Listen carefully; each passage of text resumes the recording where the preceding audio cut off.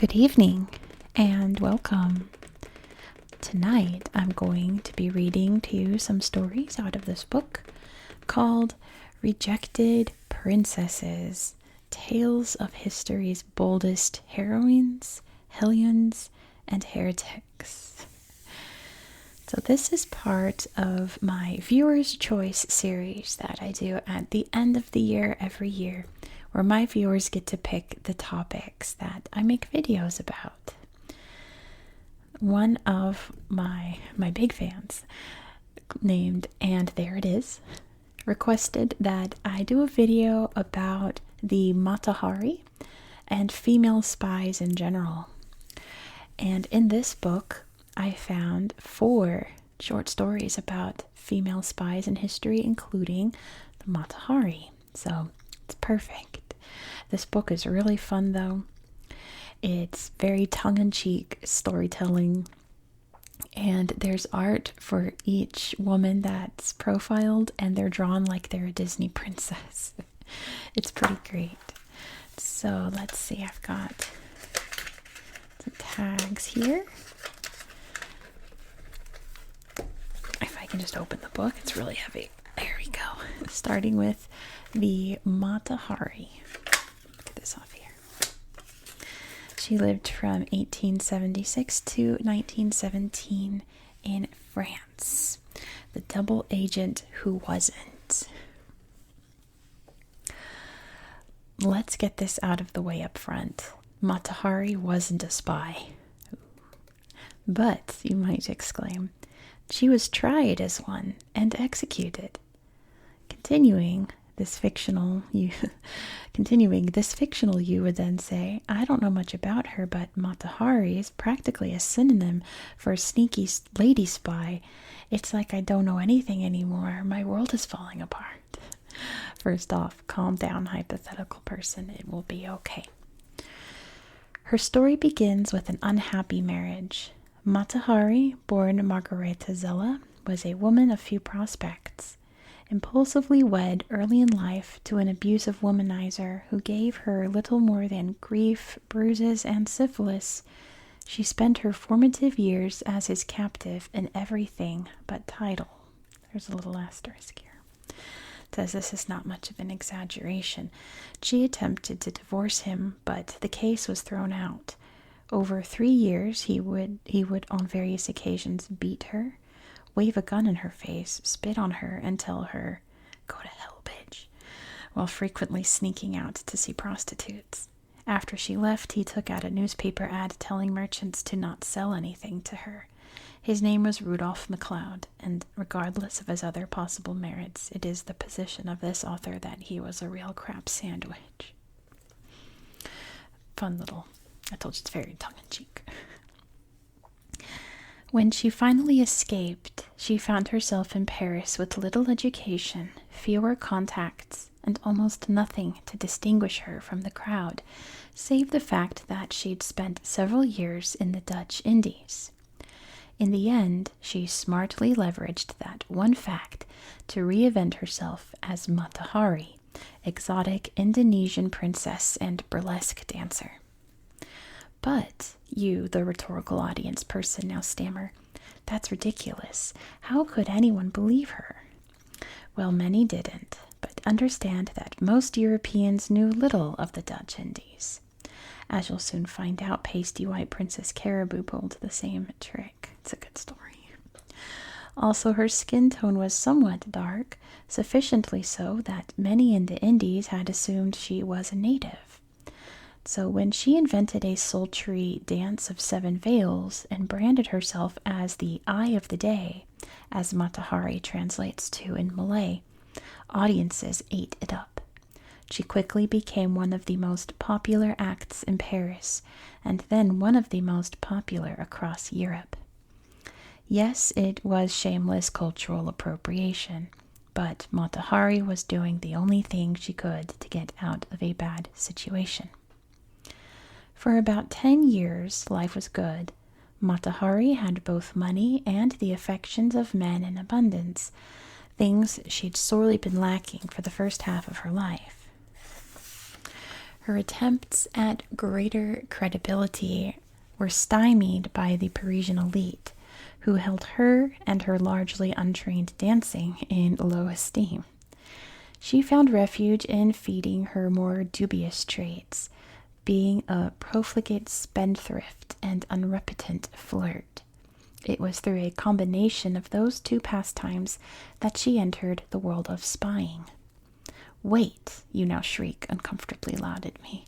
"You said she wasn't a spy. You lied to me. And just when I was opening myself up to your peculiar yet reckless style of storytelling. Get down from that table, invented reader persona. She wasn't a spy, or at least not much of one, as you are about to see." With the advent of World War I, Mata Hari's career as a dancer went into decline. Partly this was a matter of her age. She had been a novelty of the stage for a decade, and age was starting to take its toll on a career that demanded youth. But the increasing conservatism of the age played a larger part. Immigrants of all stripes were now viewed with intense suspicion, and even foreign nannies were subject to relentless interrogation. A shifty traveler such as Mata Hari, with influential lovers across the globe, would inevitably be suspected of being a spy. Which is not to say she had no connection to the world of espionage. But here her story turns into a bit of a he said, she said arrangement. In 1916 she met with Georges Ledoux, head of French counterespionage. To hear her telling, he asked her to do some work for him, to get info from her international network of paramours. Although utterly bereft of training and less than enchanted by Ledoux and French intelligence, having been harassed by the military for being a spy at virtually every step in her travels, to the point where she slapped an officer across the face hard enough to draw blood, she opined thus to Ledoux upon meeting him: "Now this idiotic game has to end. Either I am dangerous, and in that case you must expel me from France, or I am just a nice little woman who, having danced a winter, would like some peace of mind." All right, after utterly bereft of training and less than enchanted by Ledoux and French intelligence, she carried out the job to some success. She uncovered information about U-boats in Morocco, secret fingernail ink crystals, and German code-breaking efforts. Her lack of training, however, shone through in her attempts to report back to Ledoux. She sent the information in unencoded letters to his work address through the post office. In Ledoux's version, he never approached her with work, and instead suspected her from the start to be a German double agent. Having come into his position with a desire to publicly expose foreign agents, he worked tirelessly to uncover her true allegiance, which he did with a series of communiques that he presented at her subsequent trial for being a German spy. It is important at this point to note three things. First, said communiques were clearly fabricated, likely by Ledoux, who wanted some high-profile victories. Second, several observers decried her trial as full of rookie mistakes, with one using the peculiar description of there not being enough evidence to whip a cat. Third, and most important, Ledoux was himself arrested for being a German spy a mere 4 days after Mata Hari's death. Yes, Ledoux is a slime bag of staggering immensity. Ledoux's faulty evidence and testimony were enough to convict Mata Hari of espionage and sentence her to death. She spent the last months of her life in a prison for prostitutes, where the inmates lived in such squalid conditions that riots were a nigh monthly affair. This, despite persistent public rumors that she bathed in milk and was awash in flowers and chocolates from admirers. She was executed by firing squad at the age of 41. Some of her last recorded words were, I know how to die without weakness. You shall see a good end. After her death, her image as a femme fatale extraordinaire became the de rigueur representation of her life. Many books and plays expanded on the small scandals of her life, ballooning her exploits to cartoonish proportions. Asterisk. Typical examples have her seducing her headmaster at 16 years old, receiving chocolates and flowers in her jail cell from admirers, and of course virtually any slanderous sex act one could assign to a woman. The not insignificant detail of Ledoux's arrest for treason, on the other hand, was kept secret for nearly a century. There's an asterisk there as well that says, Ledoux was never definitively proven to be a German spy, but he did run afoul of the law multiple times in the years following. He never returned to a position of prominence. Now I'm going to skip the art notes on anyone that has art notes, but I do want to mention this cool fact. It says, late in her career, Mata Hari attempted to enliven her act with the addition of live musical accompaniment. The leader of that band, Inayat Khan, father of World War II heroine Noor Inayat Khan. We're going to read about it a little bit. That's pretty neat. Nice connection. But next we're going to read about Josephine Baker, the one and only. She lived from 1906 to 1975. She lived in the United States and France. Queen of the stage. Here we go. Virtually every culture has its variation of the Cinderella story, of a peasant girl lifted from poverty to royalty by the love of a kindly prince. But Cinderella was just a fable. Josephine Baker was real, and her prince was herself. Born Frida J. McDonald in St. Louis, Missouri, Josephine had a tough childhood. As the one light-skinned, possibly half-white, hold that thought, child in a desperately poor black household, she didn't fit in even at home. Let's read that asterisk. Possibly half-white. Nobody was sure who her father was. Given Josephine's notably light skin, many biographies assume her father was a white man. Baker, never having had a totally cordial relationship with her mother, was unsure herself. Josephine had issues with family. She didn't fit in even at home. Put out to work as a maid by an exasperated mother, she suffered hideous abuse from her employers, first beatings to scaldings to SA. Her only refuge was the theater, where she became Josephine. The theater was a perfect outlet for her intense energy. While Josephine's family certainly didn't appreciate her bringing snakes to funerals, and her first husband certainly didn't enjoy getting hit in the face with a beer bottle, hold on to that thought, on stage her wild dancing and cross-eyed clowning netted her legions of fans. Let's see. This was Willie Wells, whose marriage to Baker's rarely counted in official tallies, as it was illegal. She was 13 and he was 25. She hit him with a beer bottle after an argument over her being pregnant. She maintained she was, although she wasn't. Josephine had issues with boundaries. Her fellow performers were often not among those fans.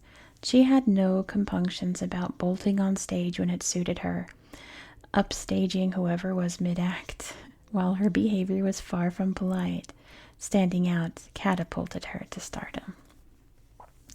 Josephine made her name in Paris, where she danced in skimpy outfits in some of the same venues that Mata Hari had graced years earlier. She constantly traded up to higher profile gigs, often betraying her friends in the process. We have another asterisk that says, Caroline Reagan, the woman who had brought her from the States to France, was especially badly burned. When Josephine left her show mid-tour, she ended up stranding Reagan and all her fellow performers in Europe with no way to get back home. Josephine had issues with friendships. In a few short years, she was the first internationally famous black movie starlet, a distinction that brought with it enormous sums of money. According to one newspaper, she was the richest black woman in the world. It's difficult to capture the eccentricity of Baker's life at its height. She owned countless animals, monkeys, cheetahs, a gorilla she dressed in human clothes and took for walks, even an ostrich that pulled her around in a carriage while she was on tour. She'd regularly visit the downtrodden of Paris and shower them with expensive gifts. She once crashed a new car, got out to sign autographs, and went home, leaving the wreckage for someone else to clean up. Baker left even more wreckage in her love life. As befits someone who spent as much time as possible naked, she had untold scores of lovers, both male and female. After shows, she'd regularly take whoever struck her fancy to a hotel across the street in full view of everyone. By the end of her life, she'd had 4 husbands, hold that thought, 4 husbands, 2 of whom were almost exclusively attracted to men, almost. As her son and chief biographer described it, she liked the challenge. Goodness. Let's see, it says officially there were 4. In reality, she had closer to 7 due to her often marrying one before divorcing the previous one. Josephine had issues with commitment. After World War II broke out, Baker dropped everything and became a spy to help her beloved France.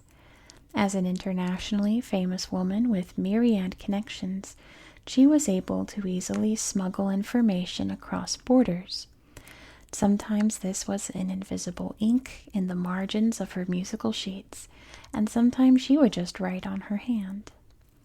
The war lit a fire in her to do more with her life than perform, and she thereafter pursued the cause of civil rights fervently.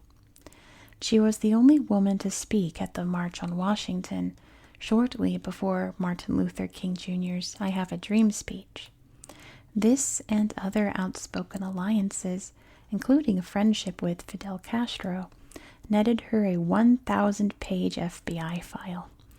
She was determined to provide a shining example of racial equality, and, unable to have children herself, did so by adopting 12 children of varying ethnicity, her rainbow tribe.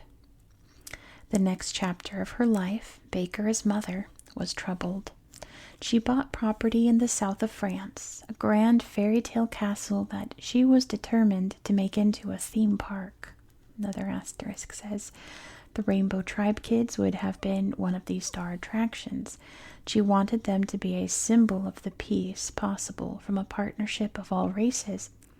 But she vacillated wildly between mothering them far too much and not mothering them at all. Josephine had issues with her children. But with her plans only half-baked at least, and her career stalling, she soon began to run out of money. Despite many donations from wealthy benefactors, she was eventually evicted. In the twilight years of her life, she staged a number of comeback shows, including one before a packed Carnegie Hall. Then in her 60s and increasingly prone to injury, she was no less audacious. She wore fishnets and revealing outfits all the way to the end. She died of a brain hemorrhage at age 67, leaving behind a legacy that even Michael Jackson, Madonna, and Angelina Jolie combined could not hope to attain. She was a wild character, wasn't she? Neat picture, too. All her different faces there.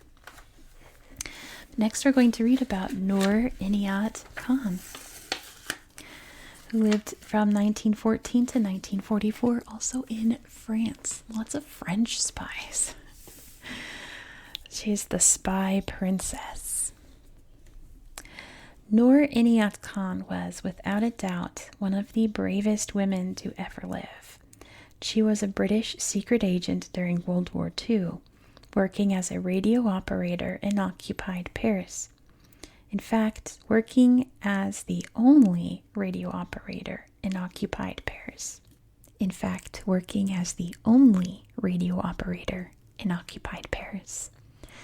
The average lifespan for that job was 6 weeks, and she lasted almost 5 months.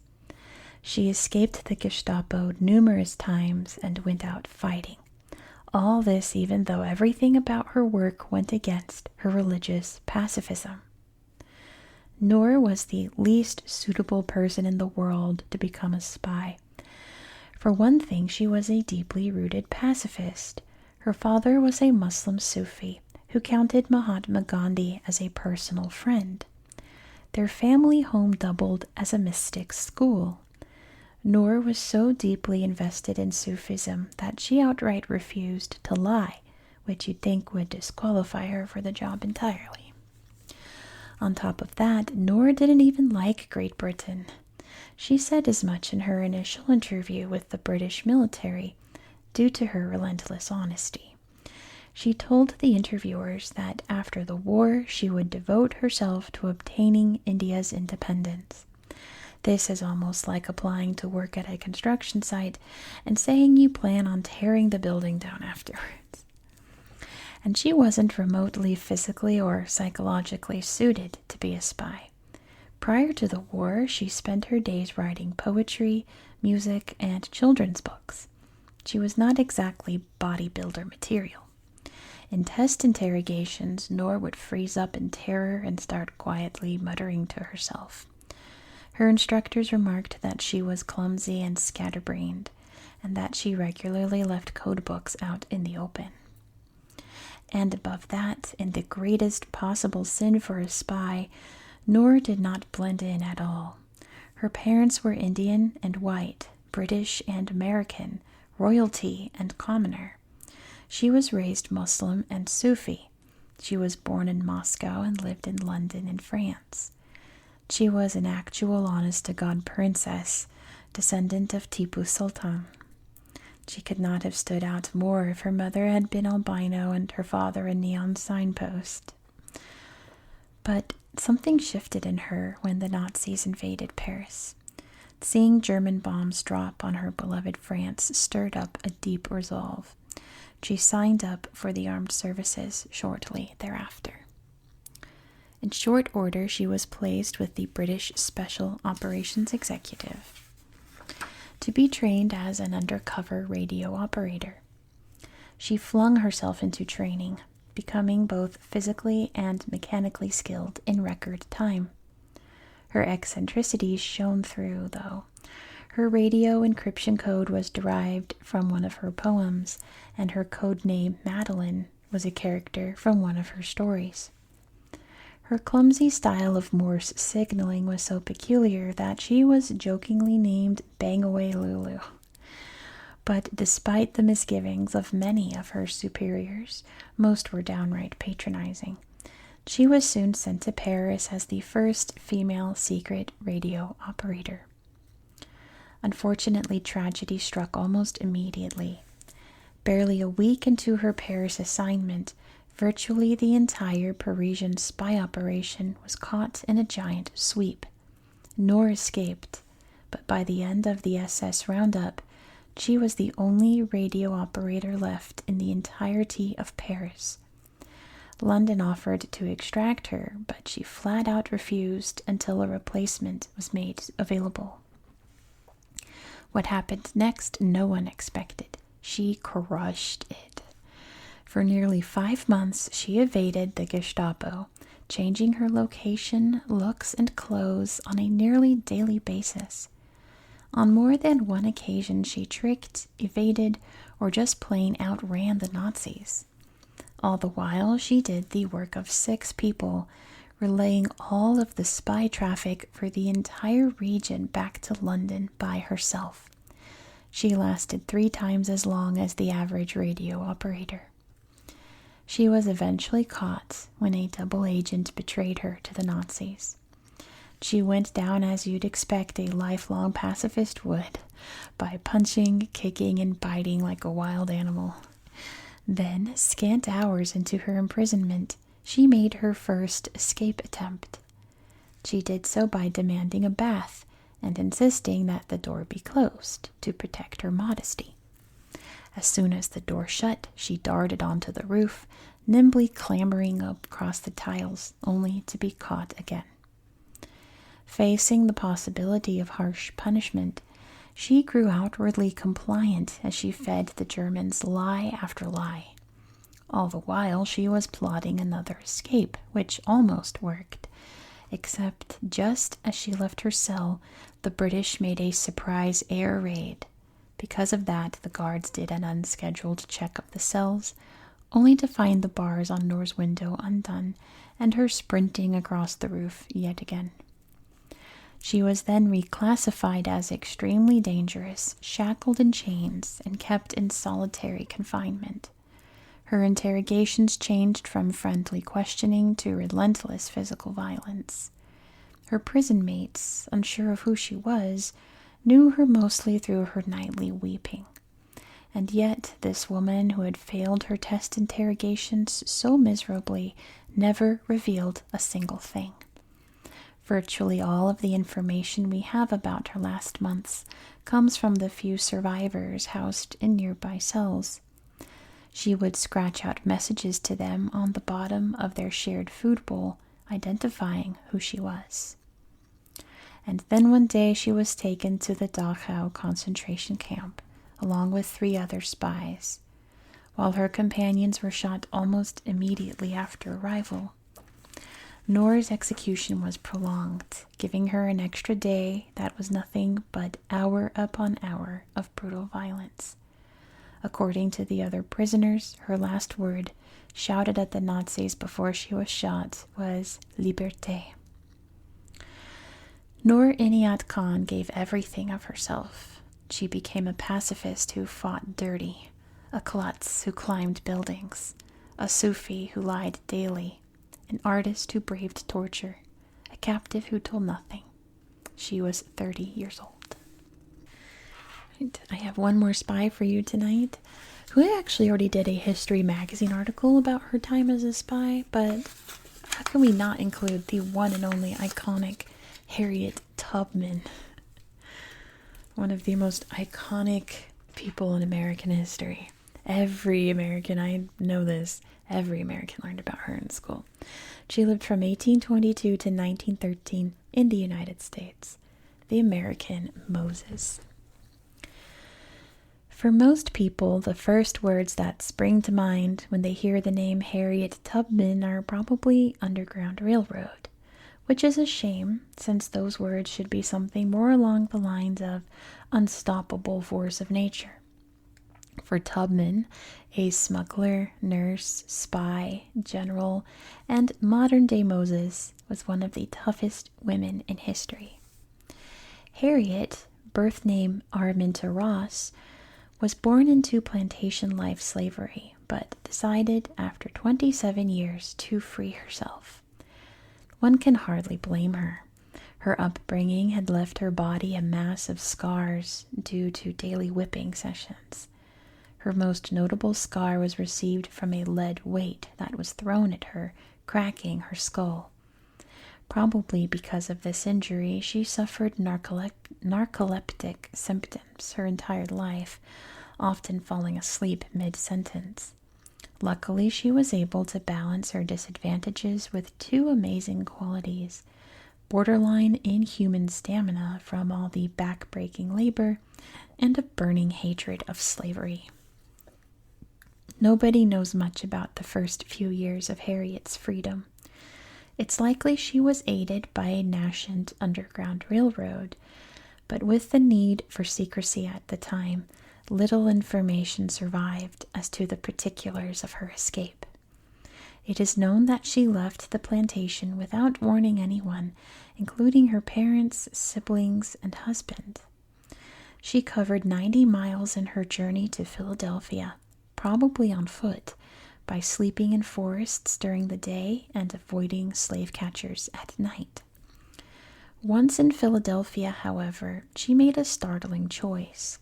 Instead of continuing northward to safety, or even settling into a simple life there, she joined the Underground Railroad in the most dangerous capacity of all. She became an abductor, or someone who would sneak into the southern United States, where slavery was legal, and personally extract slaves from their bondage. Harriet was possibly the most skilled abductor of all, even though, as an escaped slave, she was in far more danger than any of her white colleagues. Making the situation even riskier was the fact that, working by herself, she smuggled out groups of slaves instead of the more customary one or two at a time. The anecdotes from this period of her life are awe-inspiring. She led around 2 chickens on a leash if she saw one of her former slave owners, not an uncommon occurrence, as she'd been rented to many in her childhood. She would pull the leashes, causing the chickens to squawk and allowing her to hide her face as she ducked down to deal with them. She carried around newspapers, pretending to read even though she was illiterate. This fooled more than one slave owner into thinking she was someone else. She would sing aloud to herself as she walked, choosing songs that could signal to escaped slaves within earshot whether it was safe to come out. Harriet carried a loaded revolver nearly everywhere she went. One of the only times she used it was when an escaped slave, exhausted from the journey, threatened to turn around and head back.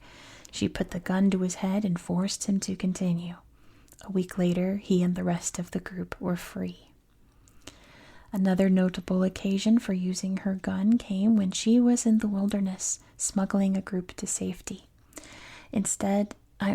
Isolated from civilization and suffering from a painful tooth infection, she used the revolver to knock out her entire top row of teeth. Goodness. She disguised herself as an old woman and sneaked into a courthouse to rescue an escaped slave about to be sent back south. She forcibly yanked him out of the bailiff's grip and rushed him down the stairs, even as cops beat her half unconscious. When he was recaptured and put in a judge's office, she and several others rushed in and got him out a second time, even as bullets were flying all overhead. A solid decade of these escapes, during which she smuggled out almost her entire family. Hold on to that. Oh, there's two asterisks. But it earned her the moniker Moses. So she smuggled out almost her entire family, all except 2 of her sisters, whom she was never able to save, and her husband John. He, having been born free, refused to go. In the year between her escape and her first return to smuggle out family members, he remarried. The 2 never had children, well, kind of, see the next footnote, during their relationship, and ostensibly had a difficult marriage. Harriet nonetheless kept his name and remained faithful to him until his death. Officially, Harriet never had any children, but there is some murkiness surrounding her niece, Margaret Tubman. Margaret's daughter would in later years claim that Harriet had actually kidnapped her mother from a happy family. However, the 2 apparently had a very happy and close relationship, and many contemporary accounts remark on their physical similarities. This has led some historians to put forward the idea that Margaret was in fact Harriet's daughter and had been raised, for reasons unknown, by others for the first part of her life. In this hypothesis, Margaret's father is presumed to be either John, in which case Harriet would have been pregnant during her escape, or a white slave owner who presumably forced himself on Harriet, and Margaret was described as having lighter skin. So, back to the story. She earned the moniker Moses. An intensely religious woman prone to visions, Tubman would often have premonitions of oncoming patrols and stop her groups in their tracks. For reference's sake, in recent years, there's been a popular fictional character with almost the same danger-detecting abilities. You may have heard of him. His name's Spider-Man. He is not real. Tubman was. She was also illiterate, uneducated, narcoleptic, and unstoppable. When the Civil War broke out, Tubman made a beeline down to South Carolina, the heart of the South, to assist the Union Army. She first worked for them as a nurse and was later put in charge of an entire scouting group. Her work was quite controversial, however. The question of whether the Union Army should accept black recruits at all was the subject of much debate, but having a black woman in a position of power was unheard of. Luckily, she got a chance to prove herself, as did many black recruits when Union ranks were opened to them in 1863. Also in 1863, Tubman guided 3 steamboats on a nighttime raid of southern plantations along the Combahee River. This was unbelievably daring. The area in question was rife with underwater mines, and the shores of the river were home to some of the most elite forces of the Confederacy. But Tubman, by befriending local slaves, mapped out all the mines and led a successful raid. They seized thousands of dollars in supplies, torched a number of plantations, and rescued nearly 800 slaves in one night, without suffering a single casualty. An asterisk, it says, one of whom brought on board 2 pigs contemptuously named Jefferson Davis and Beauregard, after Confederate General P.G.T. Beauregard. Unfortunately, life was not as kind to her after the war. Despite her status as a war hero, Tubman began to suffer discrimination as early as the train ride back to her home, now in New York. Faced with a conductor who didn't believe her military-issued ticket was the genuine article, she was forcibly removed from her seat and tossed in one of the rear cars. This was no small struggle. Upwards to 4 people were brought in to remove her, and her arm was broken in the process, an injury that took months to heal.